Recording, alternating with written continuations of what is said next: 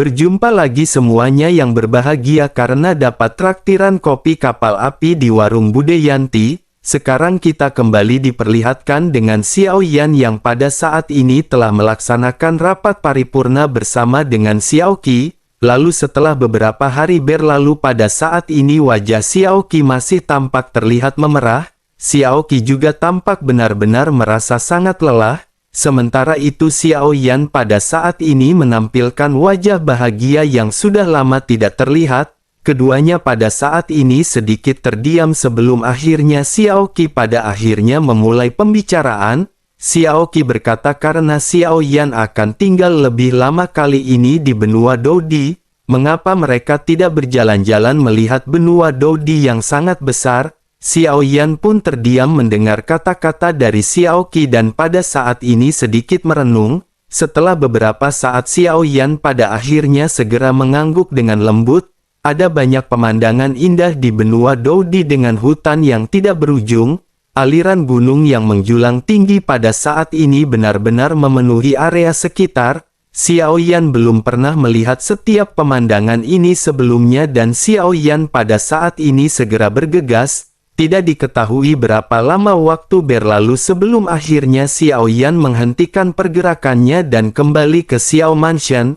Wajah Xiao Qi juga pada saat ini terlihat kemerahan dan sepertinya Xiao Yan tidak hanya sekali melakukan dokter-dokteran. Begitu mereka kembali ke Xiao Mansion segalanya pada saat ini tampak masih terlihat tenang. Xiao Yan menjalani hidupnya di Xiao Mansion dengan bahagia bersama dengan Xiao Qi. Ketika mereka berbincang-bincang Xiao Yan pada saat ini kembali teringat sesuatu yang sebelumnya Xiao Yan tanyakan. Xiao Yan lanjut bertanya mungkinkah rambut perak Xiao Qi ini telah berubah warna akibat dari energi pedang? Xiao Yan pada saat ini sangat penasaran karena awalnya Xiao Qi berambut hitam tetapi sekarang kepalanya putih. Mendengar apa yang dipertanyakan oleh Xiao Yan pada saat ini sosok Xiao Qi pun sedikit mengangguk. Awalnya Xiao Qi menggunakan cambuk panjang tetapi di bawah bimbingan dari Xiao Wutian.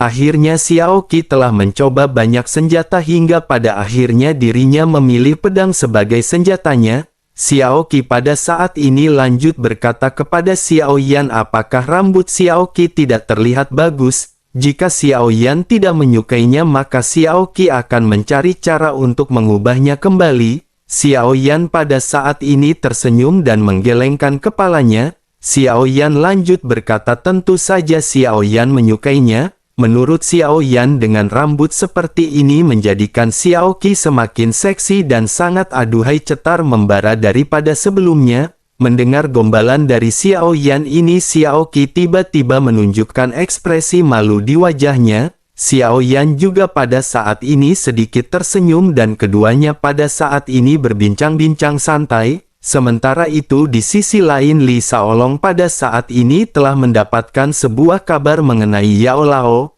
Li Shaolong pada akhirnya segera menghampiri Xiao Yan di kediamannya untuk memberitahu mengenai berita tersebut. Setelah Xiao Yan mendengar berita ini Xiao Yan juga seketika benar-benar sangat senang. Xiao Yan pun bergegas menuju ke aula utama dan Xiao Yan pada saat ini segera mengamati sekeliling. Xiao Yan pada saat ini tidak melihat kehadiran dari gurunya. Pada saat ini hanya ada seorang pria muda dan seorang wanita serta dua sosok bocah yang berada di aula utama. Adapun pria tua yang berada di dalam. Lalu yang diharapkan Xiao Yan pada saat ini sama sekali tidak muncul. Bersama dengan Xiao Yan yang pada saat ini celingak-celinguk sosok pemuda yang berada di aula utama seketika mulai berbicara. Sosoknya berkata bahwa Xiao Yan benar-benar kurang ajar karena Xiao Yan tidak mengenali gurunya. Xiao Yan pun seketika terkejut dan segera menoleh ke arah sumber suara yang bersumber dari sosok pemuda di hadapannya. Xiao Yan pada saat ini benar-benar kembali dikejutkan karena sepertinya gurunya telah berubah menjadi pemuda di hadapannya. Terlebih lagi warna suaranya juga pada saat ini benar-benar telah berubah.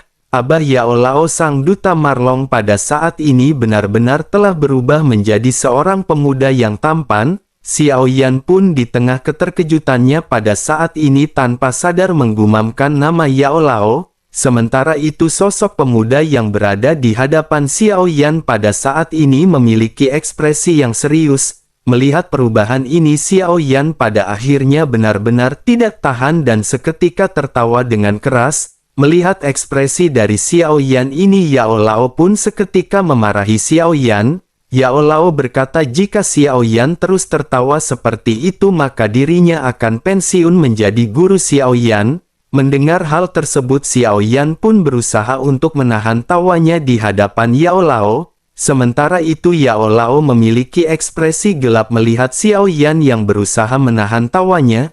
Namun apa yang pada saat ini terjadi di antara keduanya benar-benar membuat semua orang yang melihat merasa bahagia. Meskipun telah berpisah cukup lama keduanya tampak terlihat masih sangat akrab. Hubungan di antara guru dan murid benar-benar seperti teman dan membuat orang benar-benar merasa iri. Sementara itu di sisi lain Xiao Yan pada akhirnya berhasil menahan tawanya dan pada saat ini segera mulai berbicara. Xiao Yan berkata bahwa dirinya sesungguhnya sangat iri karena guru benar-benar memiliki penampilan yang sangat tampan. Yao Lao pada saat ini tidak ingin berdebat dengan Xiao Yan mengenai hal ini. Namun meskipun begitu Yao Lao akan menganggap hal ini sebagai pujian dari Xiao Yan. Xiao Yan pada saat ini hanya bisa nyengir sebelum akhirnya Xiao Yan segera mengalihkan pandangannya kepada sosok wanita yang berada di samping Yao Lao. Xiao Yan pun tersenyum dan berkata mungkinkah ini adalah istri dari gurunya. Xiao Yan pun menangkupkan tangannya dan memperkenalkan diri bahwa dirinya bernama Xiao Yan. Dirinya adalah murid Yao Lao yang paling-paling jos gandos karena dirinya satu-satunya.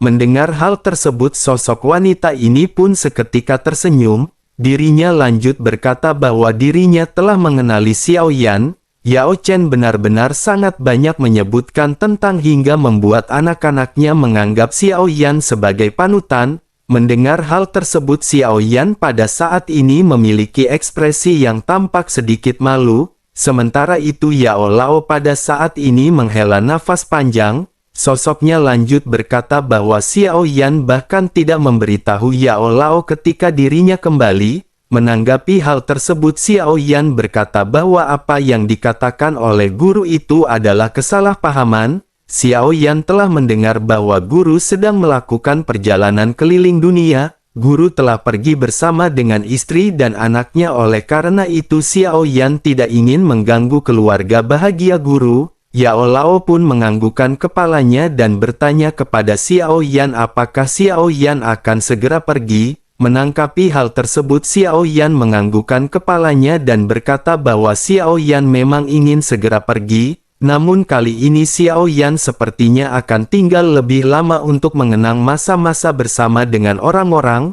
Mendengar apa yang dikatakan oleh Xiao Yan, Yao Lao pada saat ini terlihat sedikit merenung. Setelah beberapa saat sosoknya pada akhirnya berkata bahwa jika begitu permasalahannya, Yao Lao juga ingin kedua anaknya memuja Xiao Yan sebagai guru mereka. Anggap saja semua ini sebagai pembalasan atas kebaikan Yao Lao setelah mengajari Xiao Yan. Begitu Yao Lao mengucap hal ini kedua anaknya pada saat ini seketika berdiri dengan tegap. Keduanya langsung menangkupkan tangan mereka ke arah Xiao Yan dan hal tersebut membuat Xiao Yan terkejut. Xiao Yan pada saat ini hanya bisa terdiam melihat penampilan dari kedua anak Yao Lao yang benar-benar sangat mirip dengan gurunya. Setelah beberapa saat pada akhirnya Xiao Yan mengangguk dan lanjut berbicara kepada Yao Lao. Xiao Yan berkata bahwa memang ada beberapa hal yang lebih penting yang menunggu Xiao Yan. Namun meskipun begitu Xiao Yan pada saat ini akan memberi mereka berkah. Sepertinya bakat kedua anak ini juga benar-benar sama dengan guru. Mereka memiliki atribut api selain itu mereka juga memiliki atribut kayu. Hal itu benar-benar akan menjadikan mereka kandidat yang baik untuk menjadi seorang alkemis. Dengan demikian maka Xiao Yan pada saat ini akan beri mereka api. Mendengar apa yang dikatakan oleh Xiao Yan kedua bocah itu pun seketika berlutut di hadapan Xiao Yan dan membungkuk dengan dalam. Sementara itu Yao Lao pada saat ini terlihat penasaran. Yao Lao menyadari level Xiao Yan pada saat ini tidak lagi seperti apa yang bisa dibayangkan oleh Yao Lao. Oleh karena itu pada saat ini Yao Lao ingin mengetahui api apa yang akan diberikan oleh Xiao Yan. Sementara itu di sisi lain Xiao Yan pada saat ini mengangkat tangannya dan 3 jantung api terbang keluar. Bersamaan dengan hal tersebut sekelompok api juga pada saat ini terbang keluar. Ini adalah nyala api yang terbentuk setelah perpaduan dari api surgawi. Xiao Yan pada akhirnya segera berkata bahwa mereka bisa memilih sendiri. Setelah mereka memilih maka Xiao Yan akan bisa memberi mereka benih api sesuai dengan apa yang mereka inginkan. Melihat api yang pada saat ini dikeluarkan oleh Xiao Yan, mata Yao Lao pada saat ini membeku. Yao Lao pada saat ini terfokus pada 3 jantung api yang berada di hadapan Xiao Yan. Mata Yao Lao pada saat ini tiba-tiba menyusut. Yao Lao mungkin tidak mengetahui jenis dari jantung api yang berada di hadapan Xiao Yan. Namun fluktuasi yang dipancarkan benar-benar membuat Yao Lao merasakan penindasan yang belum pernah terjadi sebelumnya. Dahi Yao Chen juga pada akhirnya dipenuhi dengan keringat dingin ketika dirinya tanpa sadar bergumam bahwa ini adalah nyala api yang sangat kuat. Yao Chen sudah lama sekali tidak mengalami perasaan berdebar-debar seperti ini. Setidaknya di benua Doudi belum pernah ada nyala api yang membuat Yao Chen bergetar sangat hebat. Yao Chen pada akhirnya dengan penuh semangat segera bertanya apakah asal-usul dari ketiga api ini. Mendengar hal tersebut Xiao Yan pada saat ini segera menjawab. Xiao Yan berkata bahwa ini adalah jantung api yang merupakan sumber dari segala api. Mendengar jawaban singkat dari Xiao Yan, Yao Chen pada saat ini kembali terkejut dan tanpa sadar menggumamkan kata jantung api. Mungkinkah jantung api yang dimaksud oleh Xiao Yan ini adalah sumber dari semua api?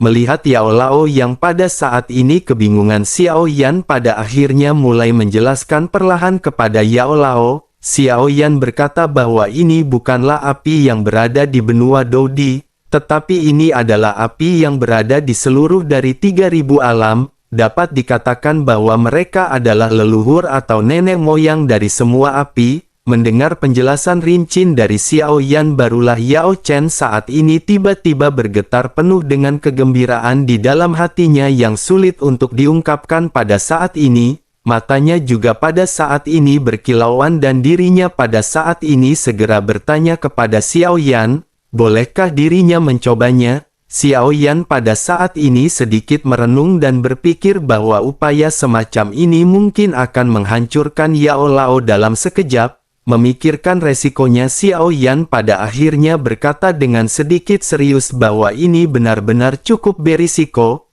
Yao Lao pada saat ini tampak memiliki tekad yang kuat dan segera berkata bahwa menurut Yao Lao, Xiao Yan bisa mengendalikan 3 dan seharusnya tidak menjadi permasalahan bagi gurunya untuk bisa bersenang-senang. Xiao Yan pun tersenyum lembut setelah menyadari maksud dari perkataan gurunya ini. Xiao Yan pada saat ini memang bisa mengontrol jantung api dan Xiao Yan pada akhirnya segera mengangkat tangannya. Ketiga jantung api ini pada akhirnya langsung menyerbu masuk ke dalam tubuh Yao Chen. 3 jantung api ini memiliki kecerdasan spiritual yang mutlak. Xiao Yan juga telah memerintahkan mereka, oleh karena itu secara alami hal ini tidak akan merugikan Yao Chen. Pada saat ini ledakan pada akhirnya segera terjadi dan nyala api segera keluar dari tubuh Yao Chen. 3 warna api berbeda pada saat ini melonjak dan Yao Lao segera mengangkat tangannya. Yao Lao segera mengeluarkan kuali obat dan pada saat ini segera menuangkan api ini ke dalam kuali. Ketiga jantung api ini pun segera masuk ke dalam kuali dan setelah beberapa saat kuali pada saat ini seketika hancur. Api membumbung keluar dari kuali obat dalam sekejap mata sebelum akhirnya kembali masuk ke dalam tubuh Yao Chen. Melihat hal tersebut Yao Lao pada saat ini sangat bersemangat. Yao Lao benar-benar tidak pernah menyangka bahwa api ini benar-benar bisa menghancurkan kuali obat miliknya.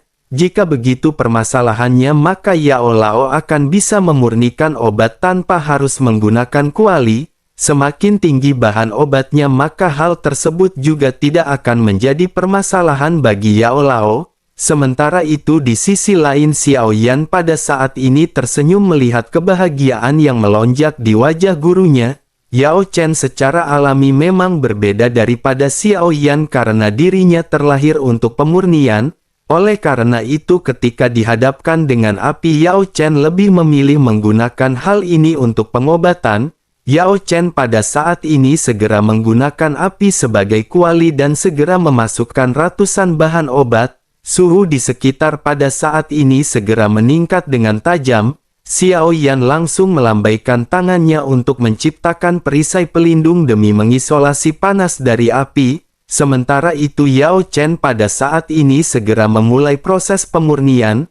Hanya dalam waktu sekejap Yao Chen pada saat ini telah bisa memurnikan ramuan yang dirinya inginkan.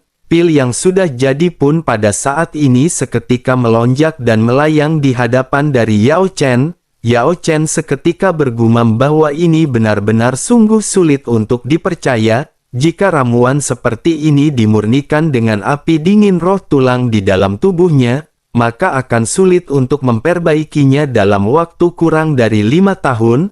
Tingkat kegagalannya juga sangat tinggi tetapi di bawah nyala api ini, justru tingkat keberhasilannya secara langsung telah meningkat menjadi 100%. Terlebih lagi kecepatan dari pemurnian juga benar-benar sangat cepat dan Yao Lao benar-benar takjub. Yao Lao pun menghela nafas di tengah-tengah keterkejutannya tetapi bersamaan dengan hal tersebut tubuh Yao Lao pada saat ini tampak gemetar. Melihat hal ini Xiao Yan pun segera menarik kembali ketiga jantung api dari tubuh Yao Lao. Meskipun jantung api telah mencoba yang terbaik untuk mengendalikan kekuatan mereka, namun mau bagaimanapun juga mereka benar-benar terlalu kuat. Jangankan dengan adanya 3 jantung api, bahkan 1 jantung api saja benar-benar akan dapat langsung mengubah alam tingkat rendah menjadi abu. Sementara itu di sisi lain ekspresi Yao Lao pada saat ini masih berseri-seri dengan penuh kegembiraan. Adegan seperti ini sepertinya telah kembali terulang dengan sosok yang bertukar. Yao Lao sama seperti Xiao Yan ketika dirinya melihat api dingin roh tulang milik Yao Lao, yang dimana Xiao Yan tidak mengetahui kekuatan api tersebut tetapi Xiao Yan benar-benar sangat tertarik dengan api tersebut. Namun pada saat ini Yao Lao tampak benar-benar melakukan hal yang sama dengan apa yang pada saat itu dialami oleh Xiao Yan. Di tengah-tengah kegembiraannya Yao Lao pada saat ini menatap ke arah Xiao Yan dengan penuh perasaan ingin tahu. Setelah merasakan kekuatan dari api ini Yao Lao pada saat ini sangat penasaran dengan tingkat alkemis dari Xiao Yan. Yao Lao pada akhirnya segera berkata bahwa dengan nyala api yang begitu kuat, Xiao Yan pasti bisa membuat ramuan yang lebih kuat. Dirinya pada saat ini ingin tahu tingkat alkemis mana yang telah dicapai oleh Xiao Yan. Mendengar hal tersebut Xiao Yan pada saat ini segera mengeluarkan pil tingkat rendah di tangannya. Xiao Yan pun menyerahkannya kepada Yao Lao dan lanjut menjelaskan mengenai tingkatan alkemis. Xiao Yan berkata bahwa di tingkat kaisar ada yang disebut dengan tingkat suci. Pil ini merupakan pil tingkat ketiga dari tingkat suci yang sebelumnya Xiao Yan sebutkan. Sebaiknya guru pada saat ini menelan obat tersebut karena jantung api baru saja meninggalkan luka permanen di tubuh guru. Obat mujarab ini akan bisa meringankan luka yang pada saat ini diderita oleh guru. Mendengar hal tersebut Yao Lao pada saat ini masih memiliki ekspresi puas di wajahnya. Tampaknya luka yang dialami oleh ia pada saat-saat ini benar-benar tidak membuatnya merasa sakit. Bagaimanapun Yao Lao adalah seorang alkemis dan pecandu alkemis seperti Lang Tian. Jika berurusan dengan api merupakan sesuatu yang sangat wajar bagi seorang alkemis. Terlebih lagi Yao Lao kali ini telah memegang api terkuat yang berada di antara 3000 alam. Tentu saja sangat jarang ada kesempatan seperti itu dan Yao Lao pada saat ini benar-benar bersemangat. Yao Lao pada akhirnya segera mengambil pil yang diberikan oleh Xiao Yan dan segera menuangkannya dari botol giok. Aroma pil seketika menyebar ke segala arah menutupi seluruh ruang di Xiao Mansion yang besar. Hampir semua orang mencium aroma obat mujarab yang menyegarkan ini dan mereka pada saat ini benar-benar terkejut. Hanya aroma obat ini saja sudah menyebabkan luka lama di tubuh mereka yang menciumnya sedikit banyak pulih. Kekuatan pemulihan yang mengerikan ini juga seketika membuat orang merasa lebih rileks. Yao Lao yang memegang pil ini juga pada saat ini matanya melotot. Yao Lao pada akhirnya tanpa sadar bertanya apakah ini yang dimaksud dengan ramuan tingkat suci. Sungguh sulit dipercaya dan tidak dapat dipercaya karena efek ramuannya benar-benar sangat kuat. Melihat ekspresi Yao Lao yang pada saat ini di luar kendali Xiao Yan hanya bisa tersenyum. Perlu diketahui bahwa tidak mungkin bagi siapapun untuk memurnikan ramuan suci di seluruh benua Doudi. Terlebih lagi dengan hanya ramuan suci kelas 3 ini benar-benar akan dapat dilelang dengan harga yang sangat tinggi di alam tingkat rendah manapun. Oleh karena itu dapat dikatakan ramuan ini benar-benar sebuah harta karun. Lalu Yao Lao pada saat ini terlihat enggan menelan pil tersebut untuk sesaat. Xiao Yan pun tersenyum pahit begitu Xiao Yan melihat hal ini. Xiao Yan pada akhirnya segera melambaikan tangannya dan mengeluarkan lebih dari belasan pil. Banyak pil pada saat ini segera ditempatkan di hadapan Yao Lao. Xiao Yan lanjut berkata bahwa jika guru bisa menelannya, Xiao Yan akan bisa langsung memurnikannya dan memberikannya kepada guru sebanyak yang dirinya inginkan. Yao Lao pada saat ini memandangi belasan botol giok di hadapannya dengan mata berbinar. Yao Lao pada akhirnya tertawa sebelum akhirnya berkata bahwa Xiao Yan benar-benar sangat baik. Jika begitu permasalahannya maka semua ini akan benar-benar menjadi milik gurunya. Xiao Yan pun segera tersenyum sebelum akhirnya segera memandang kedua anak Yao Lao dengan wajah kusam. Ketika mereka melihat nyala api yang begitu kuat mereka secara alami benar-benar bingung dan tidak tahu bagaimana harus memilih. Menyadari hal tersebut Xiao Yan pun segera mengangkat tangannya dan langsung memisahkan 3 gumpalan api. Pada saat ini Xiao Yan mengeluarkan api suci kekacauan, api ledakan bumi dan api keabadian. Setelah itu Xiao Yan menatap ke arah kedua anak Yao Lao sebelum akhirnya berbicara kepada Yao Lao. Xiao Yan berkata bahwa guru sudah banyak berbicara tetapi Xiao Yan masih belum mengetahui nama kedua anaknya. Sebenarnya ini anak dari guru apa bukan sih? Lalu Yao Lao pun seketika tersadar sebelum akhirnya tersenyum garing dan mulai memberitahu Xiao Yan. Yao Lao berkata bahwa anaknya memiliki nama Yao Yan dan Yao Nian Yun. Karena Xiao Yan memberi mereka api maka mereka juga harus melakukan upacara pemujaan kepada gurunya. Mendengar hal tersebut kedua bocah itu pun segera berlutut sementara Xiao Yan sedikit mengangguk. Xiao Yan lanjut berkata dengan serius sambil menatap ke arah dua bocah yang pada saat ini berada di hadapan Xiao Yan. Xiao Yan menjelaskan bahwa mereka berdua memiliki bakat yang sangat bagus. Sinar api suci kekacauan dan api ledakan bumi ini akan diberikan kepada mereka berdua. Tetapi dengan kekuatan mereka saat ini mereka masih jauh dari bisa mengendalikannya. Oleh karena itu Xiao Yan akan menyegel sebagian besar kekuatan mereka di dalam tubuh masing-masing. Saat kekuatan mereka perlahan meningkat maka mereka akan dapat menggunakan lebih banyak kekuatan api ini. Kedua bocah itu pun menganggukkan kepalanya dan menangkupkan tangannya ke arah Xiao Yan. Selanjutnya keduanya pada saat ini bersujud 3 kali sebagai tanda bahwa mereka telah menjadi murid Xiao Yan. Xiao Yan pun menganggukkan kepalanya sebelum akhirnya Xiao Yan perlahan-lahan mengangkat sisa gumpalan api keabadian di telapak tangannya. Meski ini hanya segumpal api tetapi sebenarnya ini memiliki kekuatan asli dari api keabadian. Namun meskipun begitu secara alami api ini tidak akan bisa digunakan seperti api aslinya. Xiao Yan berniat memberikan api ini kepada Yao Lao dan dengan begitu maka Yao Lao akan memiliki kemampuan untuk menyerap kekuatan hidup dari lawan.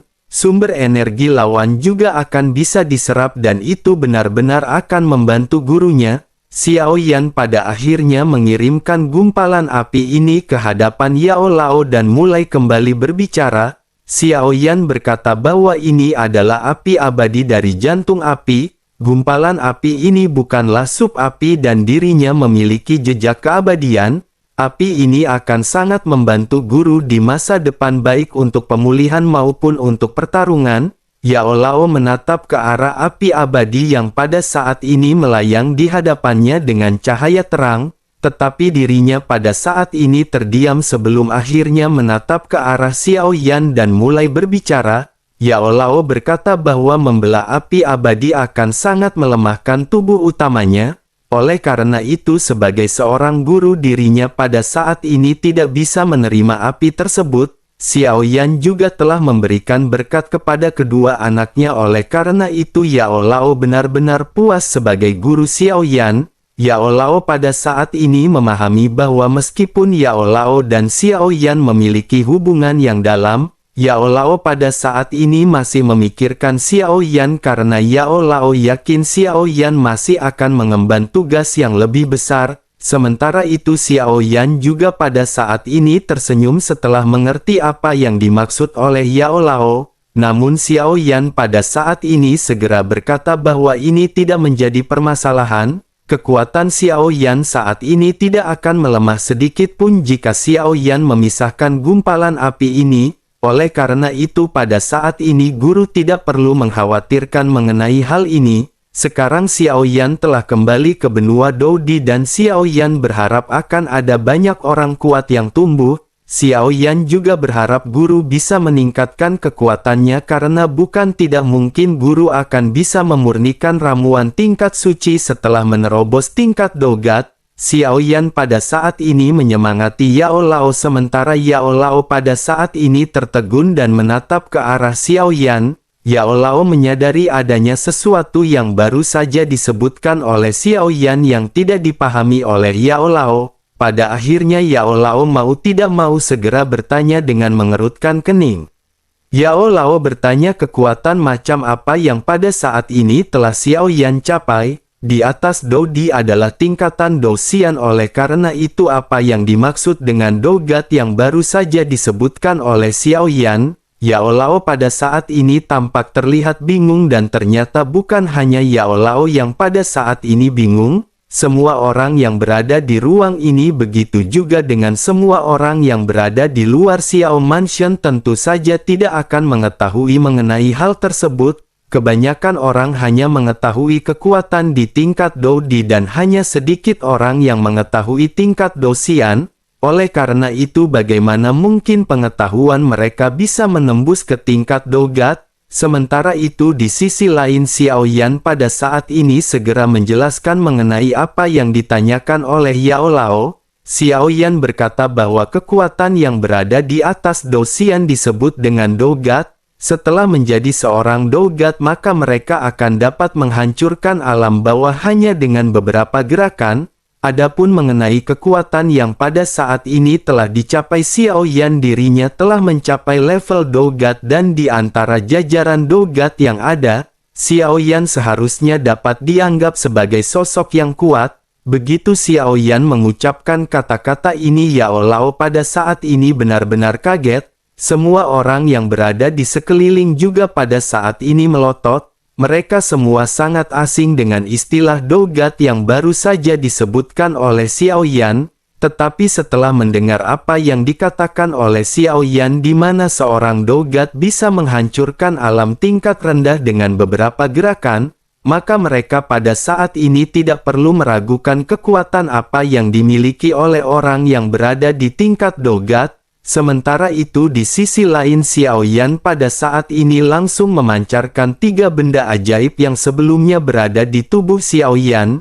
Ini adalah api surgawi roh hantu dan segel spiritual. Gumpalan roh api juga pada saat ini terbelah dan dengan lambaian tangan dari Xiao Yan, semuanya seketika terbang menuju langit dan benar-benar menghilang menyebar ke segala arah. Xiao Yan pun bergumam bahwa Xiao Yan pernah mengambil sumber daya di dunia ini, oleh karena itu sudah saatnya bagi Xiao Yan untuk mengembalikannya. Xiao Yan pun menghela nafas lega sementara Yao Lao pada saat ini segera tersadar. Yao Lao pada akhirnya berkata kepada Xiao Yan bahwa sepertinya Xiao Yan telah mencapai tingkat yang bahkan tidak dapat mereka bayangkan.